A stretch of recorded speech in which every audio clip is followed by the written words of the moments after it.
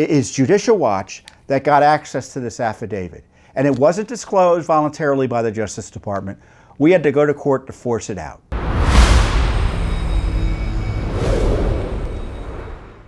First up, though, is an update for you special from Judicial Watch, who is in the middle of it on the Biden raid on President Trump. Now, Judicial Watch, as soon as the raid happened, as I talked about last week, we leapt into action to try to get access to the information behind the raid, namely the warrant and any supporting information used to justify the raid.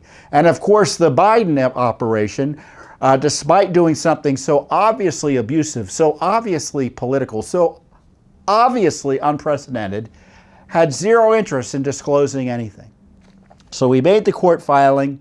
Then the big media came in after us, and they agreed with Judicial Watch, by the way, so we're on the same side as organizations like the New York Times in demanding this transparency. They also demanded that this material be unsealed. Unsealed means the court has granted a motion by the Justice Department to keep the records away from the public. And the court reacted, to its credit, quickly and ordered the Justice Department to respond. And within a few days, after stalling and hemming and hawing, and virtual silence practically from the Justice Department, Attorney General Garland caved and released the warrant, which of course wasn't enough. And you just can't have a little bit of transparency and not a more fulsome disclosure.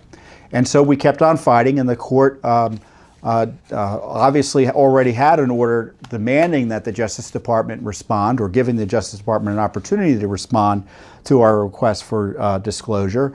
And the Justice Department came in and said, oh, it should all be redacted. And the court said, no, it shouldn't all be redacted. And long story short, he ordered in response to Judicial Watch's request, he ordered the Justice Department to file a partially redacted document. And it was released. It was just released just a few hours before I'm talking to you now. And the document, it's historic because never before has the president's home been raided. And it's very difficult typically to get affidavits like this out in any timely way, but Judicial Watch did it. And obviously the public has an intense interest that outweighs any alleged interest that the Justice Department was pretending to have in keeping this material completely secret. And now we know why they wanted to keep it secret. Because, yes, we were right. There was no good faith basis to raid the president's home. Yes, we were right. They were using the pretext wrongly of the Presidential Records Act and suggesting that the president had classified records on his premises when in fact they were all unclassified, to raid his home. This is weak tea. This affidavit shows that the raid on Trump's home was a raid about nothing. Indeed, the documents show that the Presidential Records Act was the genesis of this raid. When you look at the Presidential Records Act, as I went through carefully with you previously, there is no enforcement mechanism. It's the discretion of the president to decide what's presidential versus what's personal. And by presidential, that means records that are classified. So any record he sees at the White House potentially is classified, and the Presidential Records Act gives him the ability to take that with him and presumptively declassify them automatically as a result. And no one can second guess him in that regard. That's what a court found in a case that Judicial Watch had pursued against Bill Clinton, because we had pursued initially the Justice Department's new legal theory that, hey, Bill Clinton had records after he left the Oval Office. And it looks like they might be presidential records. It looks like they might even be classified presidential records. And the Justice Department came back to us and said, no, you have no right to get these records. And the court agreed. And yet they changed their minds when it came to targeting Trump. And it was obviously pretextual. And everyone who's looked at this affidavit will see, and I encourage you to read it. It's heavily redacted, but there's a lot more here than you might have thought would have been unredacted. So there's some substantial material here. And they're pretending that the records the president he didn't have a right to have. The Presidential Records Act. And they cite someone saw boxes at Mar-a-Lago, as if that's a basis to raid a president's home. And because he voluntarily turned back records that the archives had alleged were presidential records, and I don't think he had to do that, or frankly, the archives was right in that regard. And the archives went through the boxes and said, well, some of these records are marked classified. Well, that doesn't matter because they were his.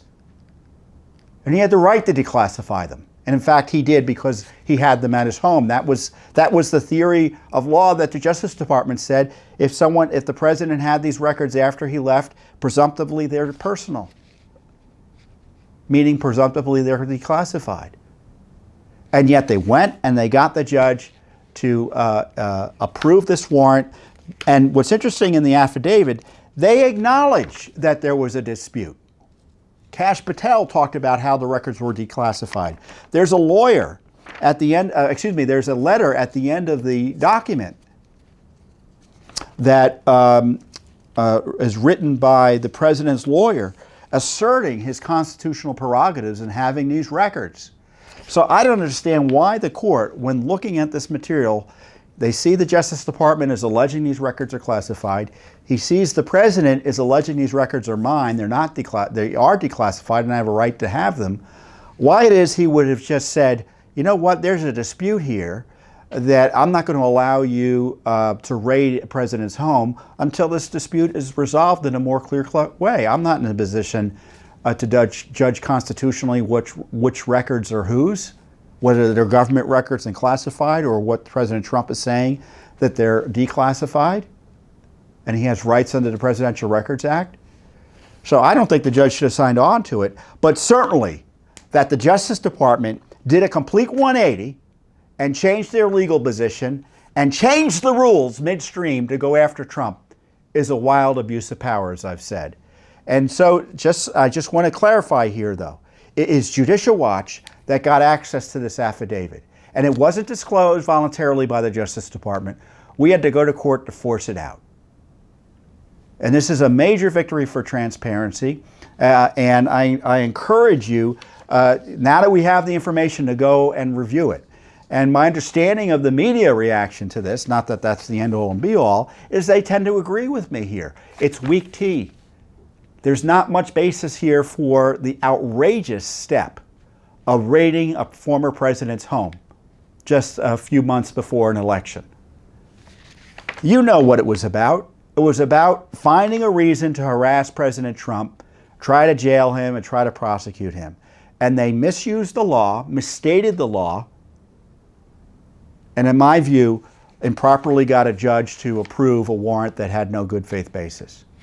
Thanks for watching. Don't forget to hit that subscribe button and like our video down below.